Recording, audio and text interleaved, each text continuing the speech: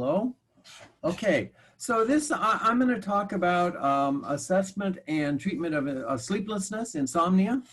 And you can send a message to Asha through the chat section with your email, and she will send you the handouts. There's a whole series of handouts, and you will need those if you're going to implement or use the techniques that we talk about. I really have two goals in mind. One goal is to improve your initial assessment of sleeplessness or of insomnia.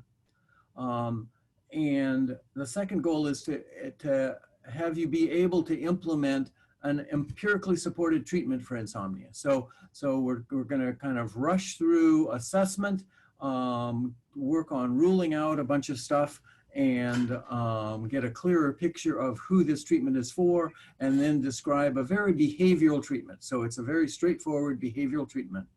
One of the things about sleep is that it is one of those weird things where there is it's the intersection between biology and psychology in one point. So they overlap a great deal, and some of the interventions that we will use are based on biology much more than they are on psychology. Psychologically, they may not make sense. So the issue of sleeplessness has been around forever. I heard this morning on NPR actually that about a third of the general population is having some kind of sleep problems or sleep difficulties. And I would expect that probably half of your clinical practice is having some level of sleep problems. When I first started practicing, I would ask questions about sleep and then not do anything with it. Now, having gained some expertise in treating insomnia, I would treat insomnia before I treated anxiety or depression. I think that people get better, their mood improves with better sleep. And so for me, it really has turned things around. This is a list of the handouts. So if you send your email address to Asha, she will send you the links to all of these. I give you this PowerPoint as well as a handout that's a document. There is a sleep diary and the instructions for that sleep diary. There's what I use as my intake interview. It's kind of a guideline for that.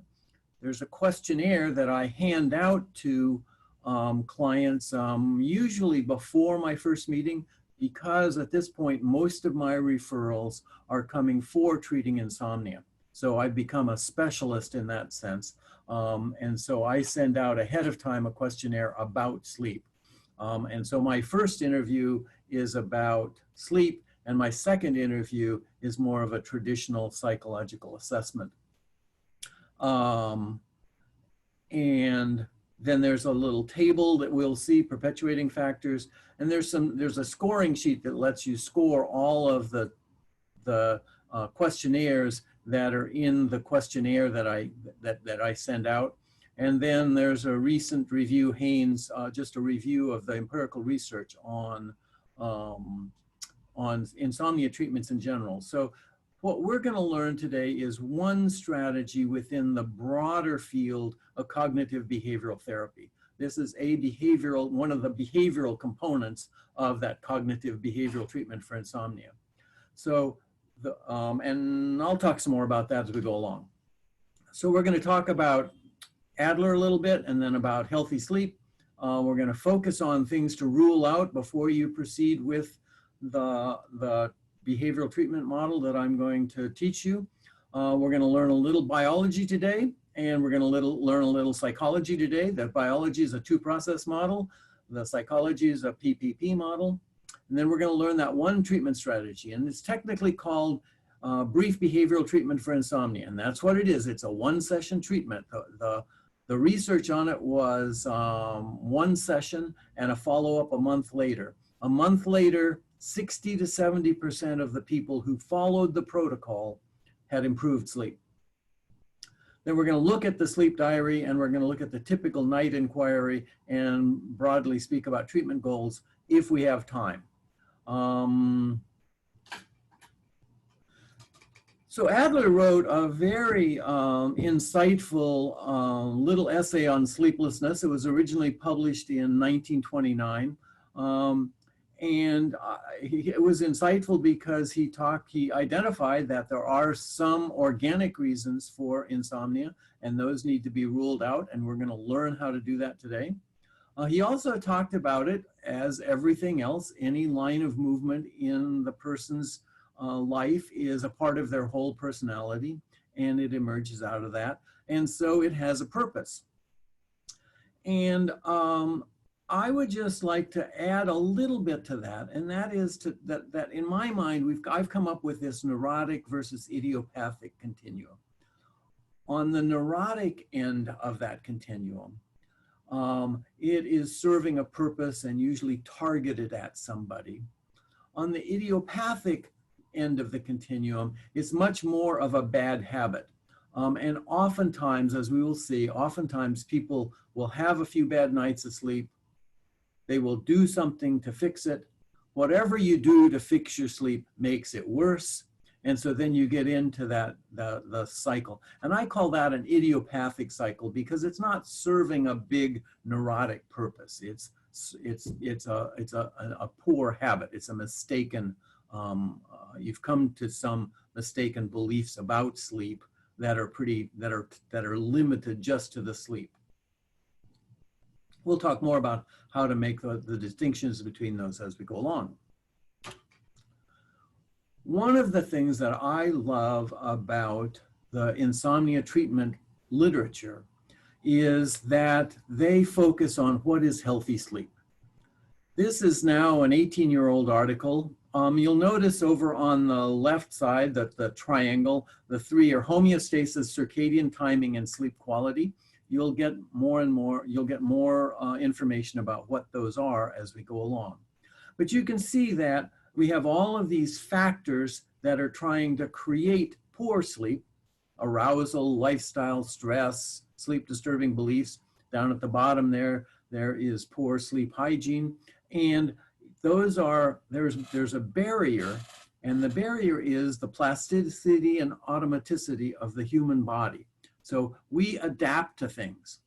And when we adapt to things, we can adapt to stress. We can adapt to some sleep disturbing associations. We can adapt to some sleep disturbing beliefs and continue to have good sleep. Or something can break through and disrupt your sleep. Now that model of health has been elaborated and sophisticated into an "Are you sated?" This was done by a physician. Dan Buysse is a physician, and they love the acronyms. So "Are you sated?" Regularity, satisfaction, alertness, timing, efficiency, and duration. And this forms the foundation for much of your education about what good sleep is and how we're going to recognize it. Good sleep is regular. You're going to bed at the same time and getting up at the same time. During the day, you're feeling satisfied and alert. The timing is appropriate to your body. And we know very clearly that there are morning people and night people. And if you're a morning person and trying to stay up late at night, you're going to struggle. And if you're a night person and trying to get up early in the morning, you're going to struggle, no matter how regular your sleep is. Sleep efficiency is the percentage of time that you're asleep when you're in bed. And that's what we'll be focusing on today. And then duration. And what we know about duration is that it varies widely from person to person. So it's very individual. Different people need a variety of sleep. And I've seen people who did very well on 5 hours of sleep. And I've seen people who needed 10 hours of sleep to function. So there's a wide range in there that in terms of duration, but each person has a duration that works best for them. Now, the handouts are really essential for learning the rule outs. And let's see, does this, no. Okay, so sleep disordered breathing, sleep apnea. You probably have heard about it. A lot of people have it. You know, you need a sleep study to diagnose it. But it can present as insomnia. These people are tired during the day, they're sleepy during the day, and they're having, they're not feeling rested as a result of their sleep. So there is a stop bang, again, a medical model where we have an acronym: snoring, tiredness, observed apneas, that is, a partner has said you're stopping breathing while you're asleep, and blood pressure medication.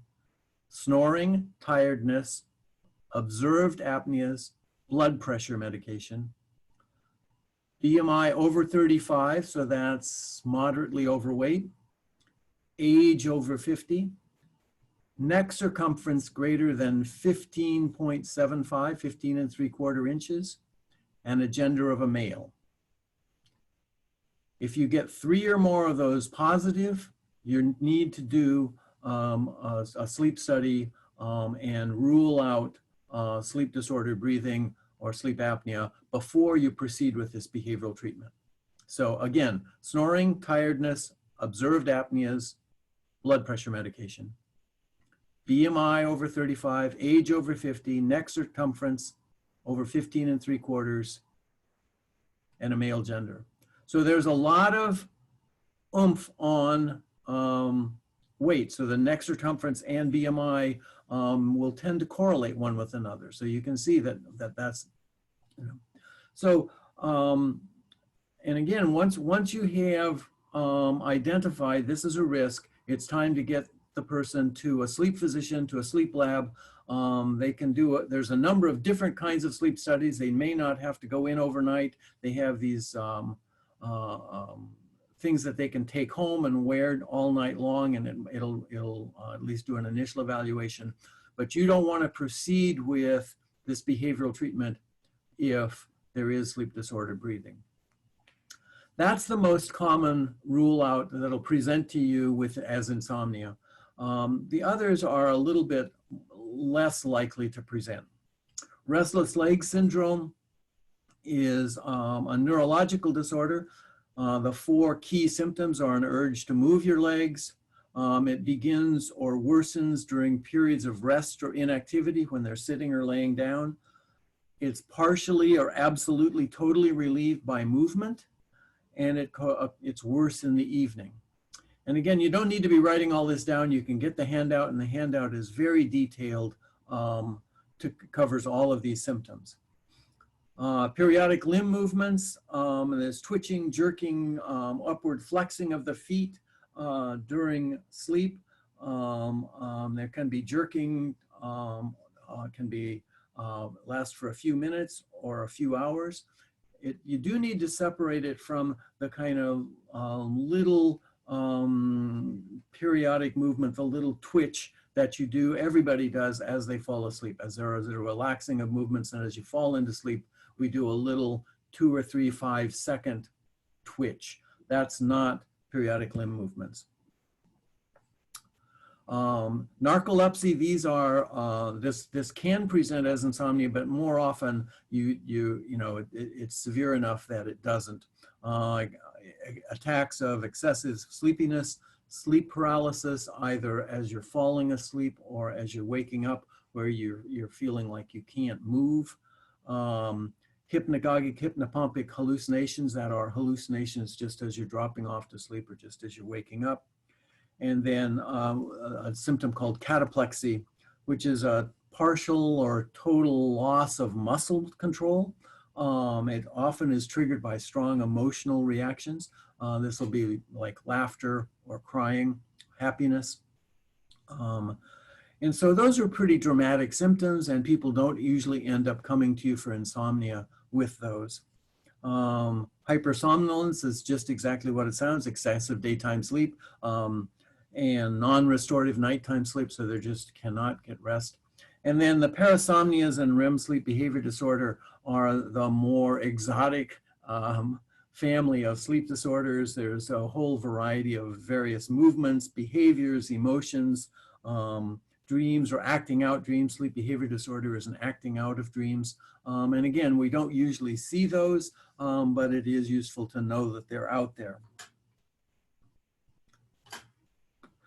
And I have developed a questionnaire that I use in my questionnaire that asks for all of these symptoms. And so it's easy enough to give that. I think it has about 40 or 50 items on it altogether, but it's just to check present or absent. And so if you have someone that you are considering using this behavioral treatment, you might just give them that and look at it. You'll be able to see how those fit with these diagnoses. And the stop bang questionnaire is in there as well. Okay, a little biology, just a little biology. This is something that we know about sleep. On the top part of this chart, you see the homeostat, and that's basically a sleep drive. This is common sense. The longer you're awake, the sleepier you get. I mean, that's just, we know that. If you stay awake long enough, you fall asleep. You know, you're more and more sleepy, and you're more and more likely to fall asleep. Now, the other factor is this circadian factor. And we know that we experience that if we do jet lag. If we go from if we move more than 2 or 3 time zones, you know, that circadian clock is off. So essentially, the circadian clock is driven by awake propensity, by alertness. And what we have is, you can see the line in there. It goes up, and then about midday, there's a little dip down into the mid-afternoon. This is, you know, the nap time or siesta time. And then arousal goes way up until whatever that person's bedtime is. In this case, that person's bedtime is about, looks like about 11 o'clock or so. And then there's a very fast drop off of arousal when it just becomes very, very easy to fall asleep. Now, ideally, you want these two in line with one another as they are in this chart.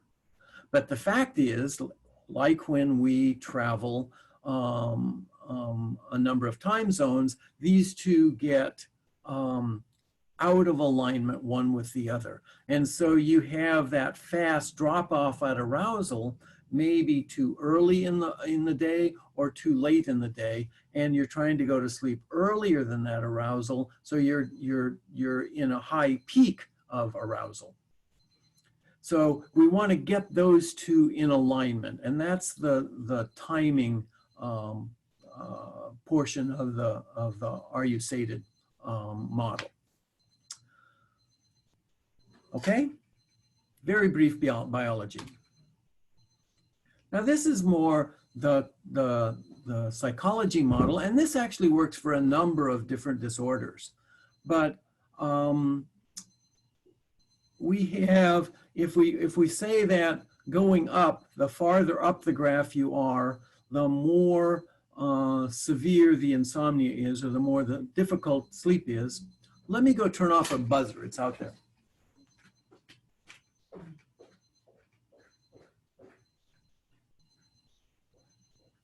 So in this model, the first bar graph, all the bars, is a preclinical level. So there's no problem.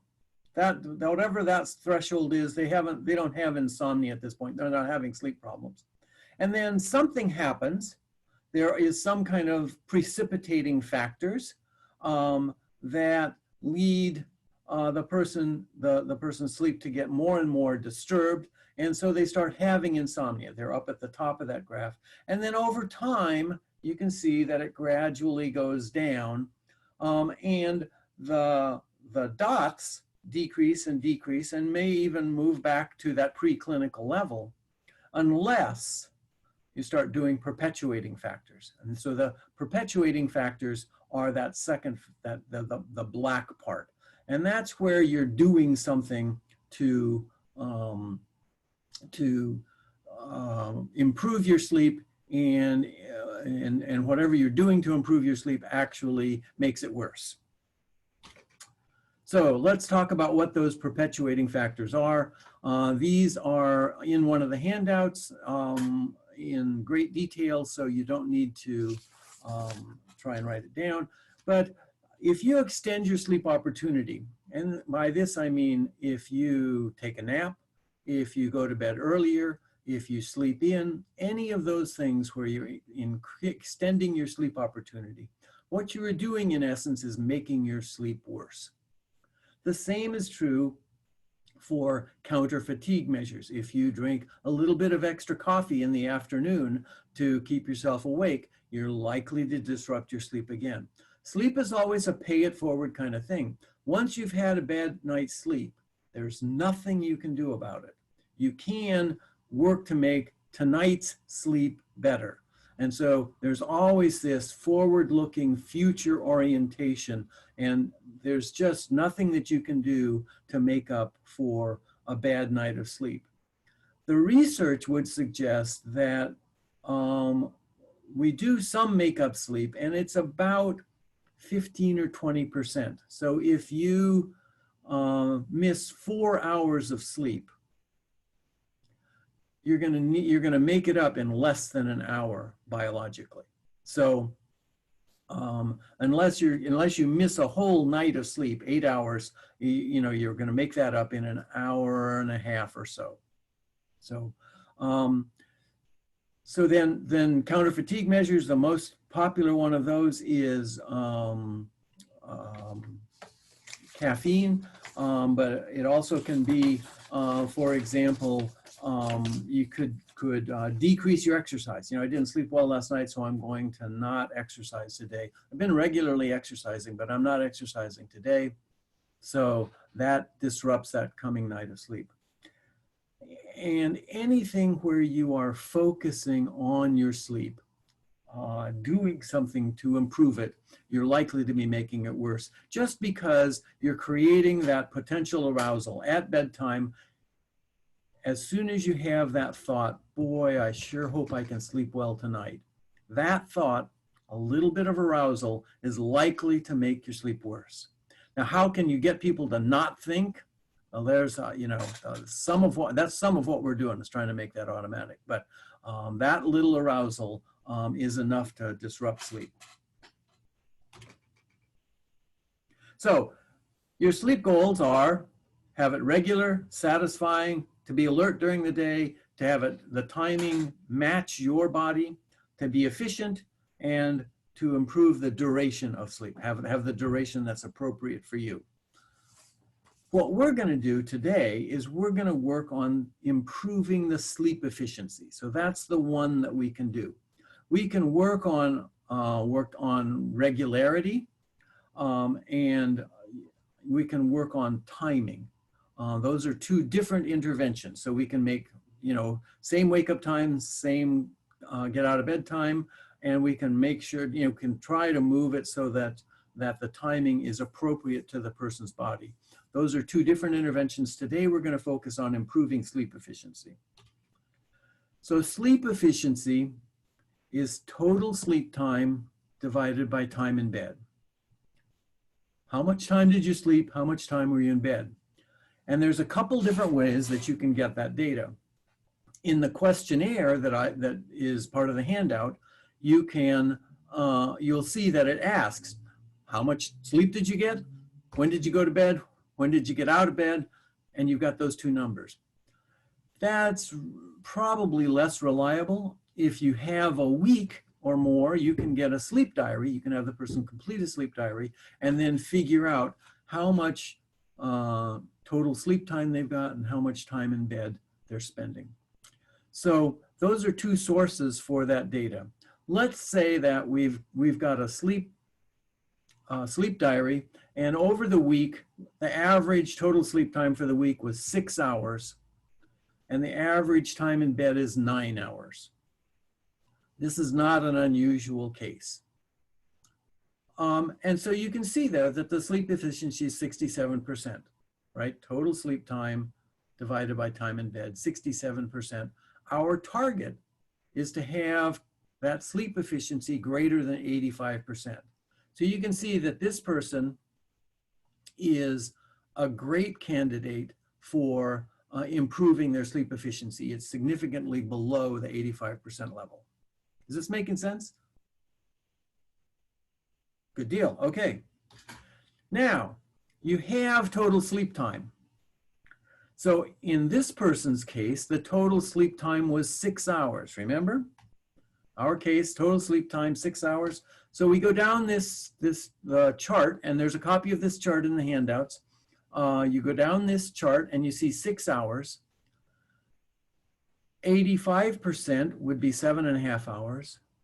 85%, pardon me, 80% would be 7.5. 85 would be 7 hours and 4 minutes, and 90% would be 6 hours and 40 minutes. Now, I include the 90% because if you're over 65, that becomes our target. But let's say 7 hours and 4 minutes, or we can round that to 7 hours and 5 minutes, or it's probably easiest to just say 7 hours in bed. Okay? So our target, our goal is 7 hours in bed, because what we're going to do is we're going to make their sleep, that 6 hours of sleep, the most efficient that we can. Okay? So they're getting 6 hours of sleep. We're going to make that the most efficient, and then we're going to expand. So the first thing is to make that sleep efficient. Their time in bed is 9 hours. Their total sleep time is 6 hours. Sleep efficiency is 67%. Their target is 7 hours, 7 hours and 4 minutes, 7 hours and 5 minutes. Okay? So we have two ways of doing this. The first one is a sleep restriction example. Sleep restriction, we start off with a consistent first exposure to light, consistent in time. So we're trying to set the circadian clock. We identify the time in bed to choose the 85% sleep efficiency. That is the 7 hours. And so we talk about what their sleep schedule is. We want everything to be consistent. We want regularity. So their wake up time is 6 a.m. Their bedtime is 11 p.m. 7 hours in bed, right? 7 hours in bed, 6 hours of sleep. It'll make their sleep much more efficient. It'll get it above that 85% sleep efficiency rating. Make sense? And so we say, what I want you to do tonight is go to bed at 11, tomorrow get up at 6, and do this for a week. Come back and talk to me. Now that's pretty grim. So we have a sleep compression model which spreads it out over time. We want to keep the 6 a.m. wake-up time consistent. So what we do is we gradually compress and we move from that 9 hours to 7 hours in half-hour blocks. Okay, so first we do 9:30 to 6, then we do 10 to 6, then we do 10:30 to 6, and then we do 11 to 6. So you can see how I'm moving in half-hour blocks, and these are each a week or so. In reality, what happens is that a week or two into this, they are sleeping better, and they're also sleeping more. And so we start to tweak this just based on what works for them. But we've gotten out of the bad habit, and we've got their sleep more efficient. And so really what happens is by week 2 or 3 of this sleep compression, you start just tweaking it based on what's working for them. But the target is that alertness during the day. And this is where you see the dramatic thing is, as people move through these weeks, what you see is this dramatic improvement in alertness. There you hear, boy, I'm feeling better. I'm not sleepy during the day. I'm not tired during the day. I'm more alert during the day. I'm thinking better. You have this dramatic improvement. And then you start tweaking the sleep schedule to fit to them. Now, some people have to get up at 6 because they have to go to work, and so they don't have some choices. But other people have some choices, and you can work on the timing of it, where it is in the night, when they go to sleep and when they go to bed as well. Okay, so that's basically the brief behavioral treatment for insomnia. What Dan Buysse did is he did a sleep restriction. So he did a little interview. He got the time in bed and he got the total sleep time. He went to the table, found their target, 85 if they're under 65, 90 if they're over 65, and prescribed that. And he prescribed it in a sleep restriction. So what he did was, as people left, he said, your goal is to go to bed at 6 because that's the time that you want to get up. I mean, go to bed at 11, get up at 6 because you want to get up at 6. Now you could change this. If somebody wanted to get up at 7, the bedtime would be midnight, right? We're shooting for 7 hours in bed. Okay, so what we're doing is we're not working with sleep, we're working with that time in bed. Time in bed is the critical factor in this behavioral treatment. It's something that somebody can control. And when you start decreasing the time in bed, what happens is sleep efficiency goes up and the restfulness of the sleep goes up. Now, it won't happen the first night, but it's likely to happen by the second or third night.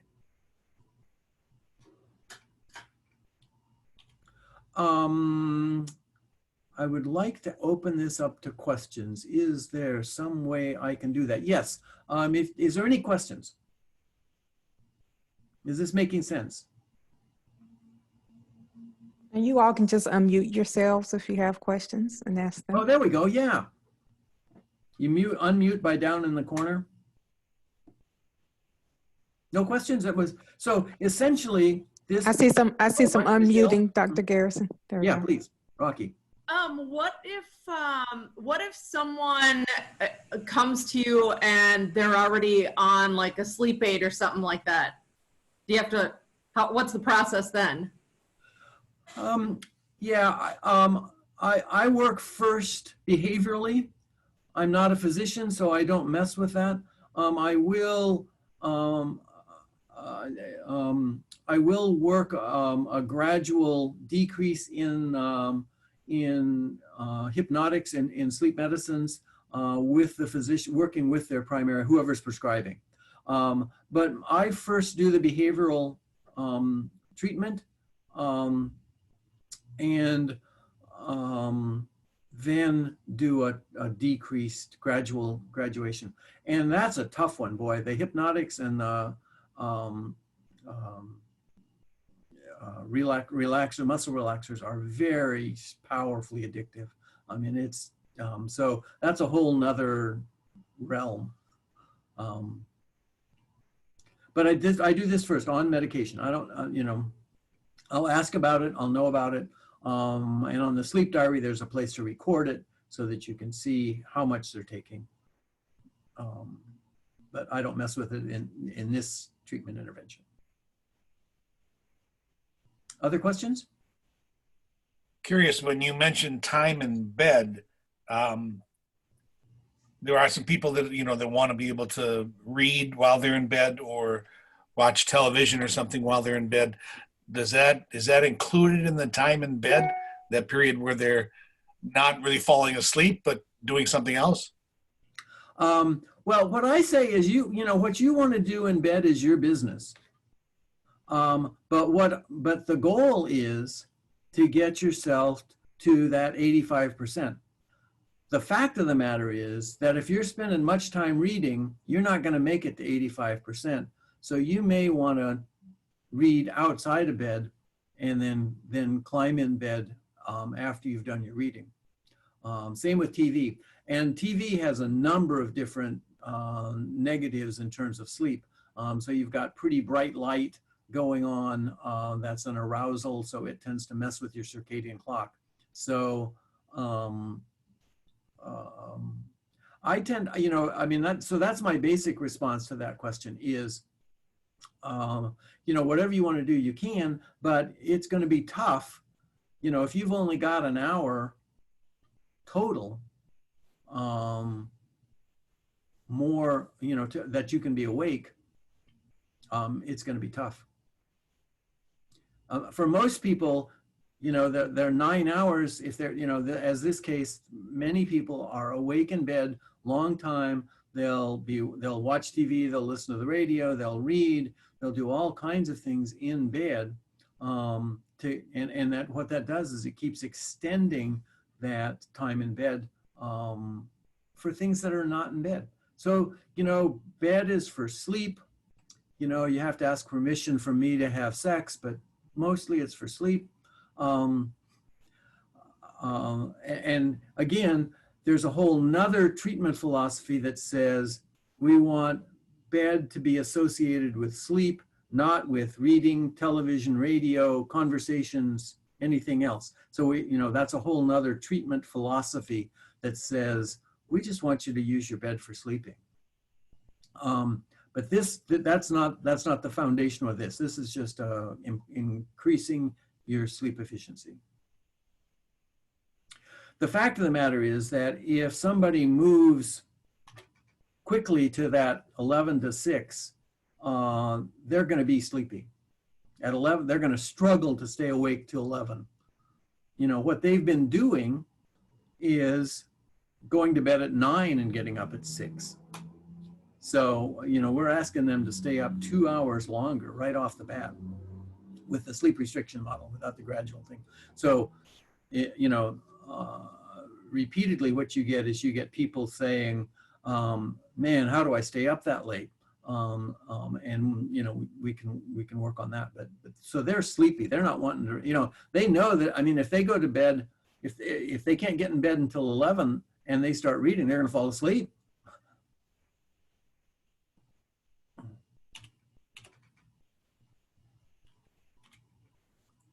Okay, so you have the basic model, work on time in bed, get that to fit how much sleep they're getting, their sleep efficiency, so improve the sleep efficiency by changing the time in bed. I recommend using the sleep compression example, this schedule, the half-hour blocks to move towards it, and then recognizing that by week 2 or 3, you're just going to be tweaking their sleep schedule to fit. Now, I'll tell you, I've done a lot of this, and by week 2 or 3, if they've stuck to it, you get 70, 75, 80% of the people who say, I feel better. For my insomnia patients, I get calls saying, I'm done. I don't need to come back. Thank you very much. And I never got those calls with depression or anxiety. So this is a very powerful treatment.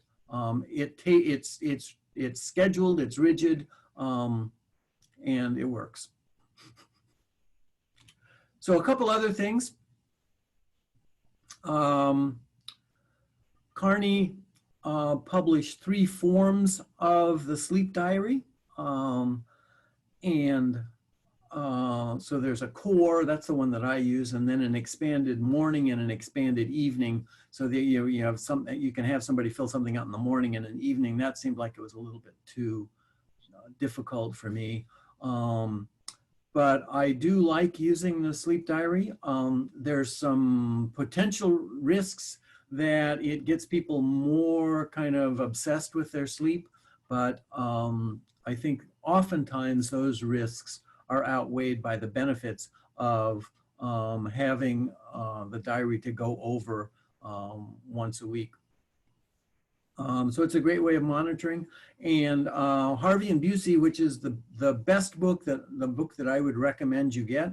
The reference is in the handout, but it is just a great book, gives you a lot of just basic practical skills. So when you look at a sleep diary, you want to look, is the bedtime regular? Is the awakening time regular? How long, the sleep latency, how long does it take them to fall asleep? How many awakenings are there through the night? What are they doing when they stay in bed? And are there any naps? So this is, I would say probably a 5-10 minute inquiry most of the time. So this works very well. So my basic schedule is to send out the questionnaire ahead of time, They leave my session with a behavioral recommendation. In the second session, we go over their sleep diary, and I do a kind of a standard assessment, mental health assessment, and may establish some other goals at that point around treatment planning, around anxiety, depression, arousal, perfectionism, worry, are the most common coexisting disorders. So I'll continue the sleep diary for several weeks. Oftentimes I use the sleep compression example. So we're kind of monitoring how are we doing. Your goal was to be going to bed at 10. How's that going? Look at the diary. Okay, yeah. What's keeping you from doing that? That kind of inquiry. But that leaves about 30-35 minutes to work on whatever else is going on in their life and whatever else is on the treatment plan. For those folks, I have a number of folks who come in who say, I don't want to deal with mental health. I don't even, that's anathema to me, but I want my sleep to get better. So I'll move down to half-hour sessions with them. I'm not going to push the fact that they're clearly having anxiety or that they're perfectionistic or that I can see a number of things going on. That's their choice. But the treatment plan, if the treatment plan is just for insomnia, oftentimes I'll move down to half-hour sessions and phone check-ins, graduating down. I worked for Kaiser for a long time where they would pay me for phone check-ins. That was really nice. But you can't bill insurance for a phone check-in. And then the other kind of inquiry that sometimes is useful, especially on the more idiopathic side of things, is a typical night inquiry. Just tell me about a typical night. What was your bedtime? What were you thinking about? What were you doing? What were you feeling? What was your attitude? And then every time you woke up, what were you doing, thinking, feeling? What was your attitude? And then during the day, what were you doing? Are you thinking back about your sleep? Are you thinking, are you reflecting on your sleep at all? And I'll leave you with the Are You Sated, which is a great model for your little sleep hygiene talk. It's also a great model for treatment planning. Your goals are to increase satisfaction, to increase alertness, and to have a duration that matches your client's needs. You want to have regularity, and you want to have timing in coordination with their body, and you want to have a high sleep efficiency. But that really keys you out to that's your nice little talk at the beginning in terms of what we're doing.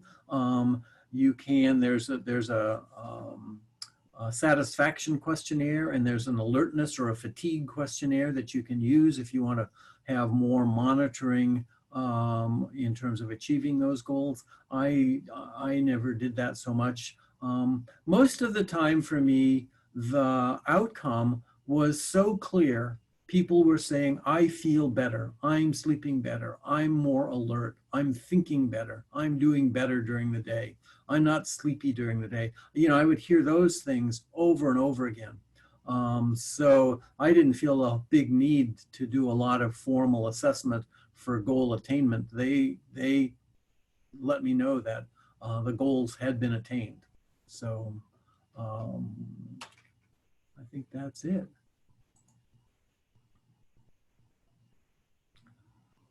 Okay. Well, thank you all for coming. Do you have any additional questions for Rocky before we leave? Or comments as well?